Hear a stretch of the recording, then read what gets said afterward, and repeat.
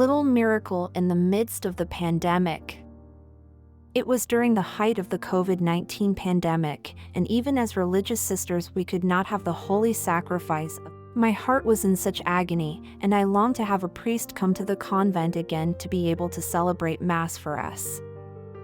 It is one of my most vivid and painful memories from my time spent in the convent, especially when my novice mistress simply could not understand the incredible hurt that overwhelmed me.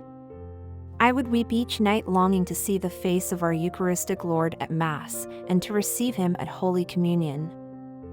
Every morning the large projector would be set up in the chapel, and as a community we would watch different Masses being live-streamed each day.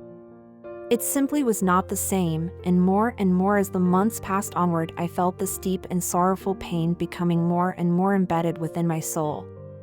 It was during the Triduum and Easter Sunday that I simply felt inconsolable when we could not celebrate as a church the holiest of days in the Catholic liturgical year.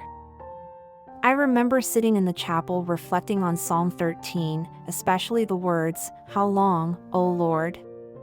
As I remained in the empty sacred space, I gazed upon the altar wondering when we would be able to break bread together again.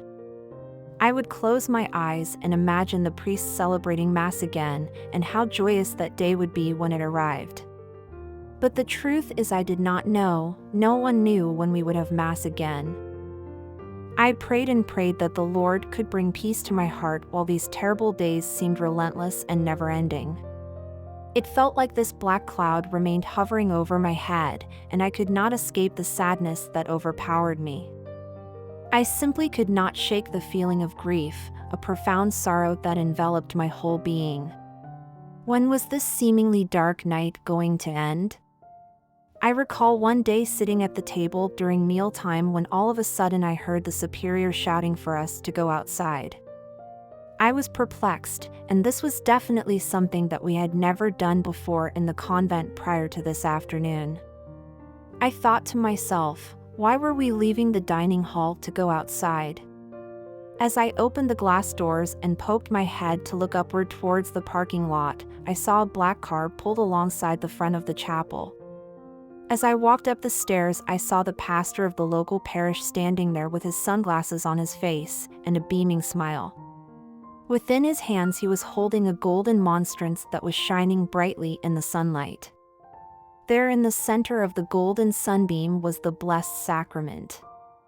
I immediately dropped to my knees upon the concrete pavement right at the top of the stairs and gazed upon the face of our Eucharistic Lord. An immense feeling of peace radiated from the depth of my soul, and I myself could not stop smiling as tears welled up within my eyes.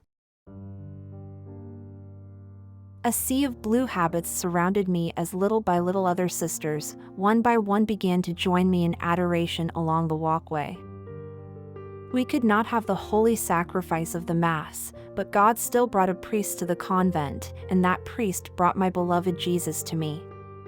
I relished in those moments, even if it was only for a short while, and I was reminded how God never abandons us. Our loving Father always knows what we need, and He knew exactly what I needed that afternoon. I will never forget that miraculous day.